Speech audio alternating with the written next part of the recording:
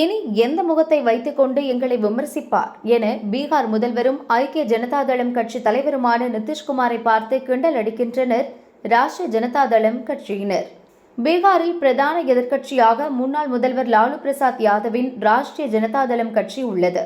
தற்பொழுது இந்த கட்சியின் தலைவராக லாலுவின் மகன் தேஜஸ்வி யாதவ் உள்ளார். லாலுவின் மகள் மிசா பாரதி லோக்சபா எம்பியாக உள்ளார்.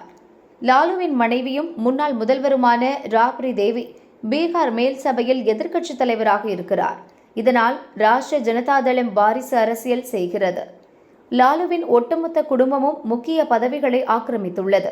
அங்கு சாதாரண தொண்டர்களுக்கு எந்த முக்கியத்துவமும் இல்லை என முதல்வர் நிதிஷ்குமார் அடிக்கடி விமர்சிப்பது வழக்கம்.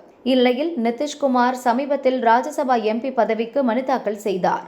அவர் முதல்வர் பதவியில் இருந்து விலகவும் முடிவு செய்துள்ளார்.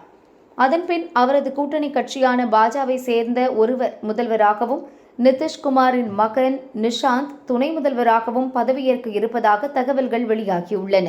இதை கேள்விப்பட்ட ராஷ்டிரிய ஜனதாதளம் கட்சியினர் வாரிசு அரசியல், குடும்ப அரசியல் என எங்களை இனி நிதிஷ்குமார் விமர்சிக்க முடியாது, இந்த விஷயத்தில் அவரும் இனி யோக்கியர் இல்லை என்கின்றனர்.